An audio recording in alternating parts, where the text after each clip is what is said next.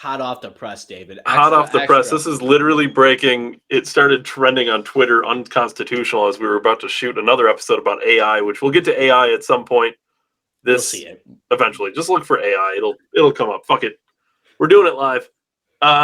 This unconstitutional is trending, and Ryan said, "Well, why?" And I said, "That's a great question." So I clicked on it, and turns out the reason why is this. The FBI paid Twitter over $3.4 million of taxpayer money to censor stories, including the Hunter Biden laptop story. There it is. Government is paying to censor your speech on the internet. They have targeted this program, and I don't have a lawyer to sue them, but I wish I did, because they have targeted us, and I know it. If they definitely paid on Twitter, I cannot imagine what YouTube's paying. What is this? Let's see what she has to say about this. The Twitter files are just the tip of the iceberg because there's so much more. There was a corrupt revolving door at the highest levels between the FBI and Twitter. Look no further than Jim Baker, former general counsel at the FBI who helped unlawfully investigate Donald Trump in the 2016 election. Or look at Jim Comey's deputy chief of staff, who became the director of strategy at Twitter. Isn't it true, according to the Twitter files, that there were so many FBI officials who then went to work at Twitter that created their own Slack channel and crib sheet for onboarding? The Twitter files confirm that, correct? Correct. Are you aware, as the American people are aware, that according to polling, of the people that were made aware of the Hunter Biden laptop story, 53% would have changed their vote, including 61% of Democrats. This is the definition of election meddling, and it's the definition of election meddling by the FBI on behalf of Democrats. It's not just the FBI. By the U.S. taxpayers. It's collusion, in this case, corruption, and it's unconstitutional. You only proved that it was the FBI. It is not the Well, FBI. it was it goes also higher than the FBI. If there's a revolving door at Twitter and the FBI, how do you think the fucking door got there? Well, it was many departments for sure, at least. Remember, because we talked about this Department of Homeland Security, I believe.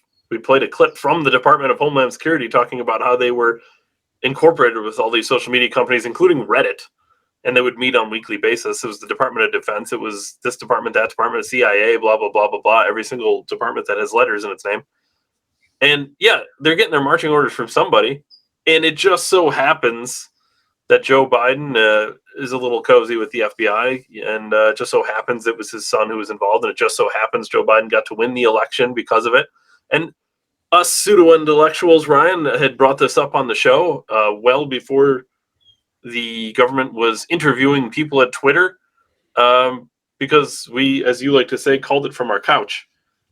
We knew the whole time the government was doing this. We knew the government was colluding with social media. It was pretty obvious, at the very least, social media was trying to interfere in elections, but we had a feeling there was a reason they were doing it, because, duh, why would a private company censor its customers? That'd be dumb. That's kicking customers out for no reason, right? Why would you do that? If you had any other store, you own a grocery store, somebody comes in and they's got a Trump hat on, get out. You're not going to do it to half your store because you're not going to be profitable. So to see a private company do something like that doesn't make any sense. You know, this brings up so many things. This was greenlit at so many levels of supposed competency in the very government that I'm supposed to trust to do anything for me. The government colluded with the government to stop a certain government from getting and obtaining power. This is crazy. This is the government stopped the government from getting government. Like, I guess I'm saying it that way because we spoke earlier sometime this week. Excuse me. I'm sorry. Sometime this week we spoke about the not world war coming, and this seems like we're at a civil war, doesn't it, David? When we see private companies with multinational corporations and multinational levels of government telling them what they can and can't have on the internet. And then we're having, like, how much money did the World Health Organization give YouTube and Facebook and Twitter and all this stuff to censor information about COVID? Is if this is what we're getting just based on the Hunter Biden laptop story. If Hunter Biden laptop story is just the tip of the iceberg, they keep referring to the Twitter files as the tip of the iceberg. Like, what are we really talking about here? That's like Speaking of, I don't know if you saw, but I'm sure at least somebody saw. Susan Wojcicki from YouTube stepped down as CEO, which I believe she started the company, if I'm not mistaken. She said she wanted to spend more time with her family, so that seems reasonable. I'm sure it has nothing to do with the timing of the Twitter people being interviewed by the FBI or by the government. Sure, that's unrelated. Yeah, this is crazy because this makes me wonder. In 6 months, are we going to see the YouTube conventions? It's if you have made it to this point, right? As a viewer, if you've made it to this point and you're like, man, I can't believe Twitter did that, and you think it was just Twitter, you're an idiot. There's no way it was just Twitter. It wasn't just Twitter because it was everybody the government was colluding with, which was everybody, which we already saw the Zuckerberg clip from Rogan, where he said that the FBI approached him about the Hunter Biden laptop and just advised that they looked out for Russian hacks, which the FBI knew wasn't Russian because they had the fucking laptop the whole time.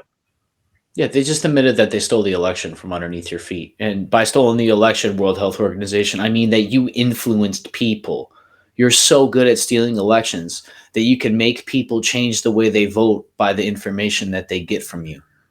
Yeah, that's what I mean by stolen. I don't mean that you flew in ballots or shipped in ballots in the middle of the night. For all I know, those ballots, that is the dip, are actual votes. My point is that you have subliminalized, you leverage people's jobs, you threaten their children's youth and their fortunes in the future and their, like, everything, their education. You said everything was going to get worse. You said a winter of death and plague was upon the unvaccinated.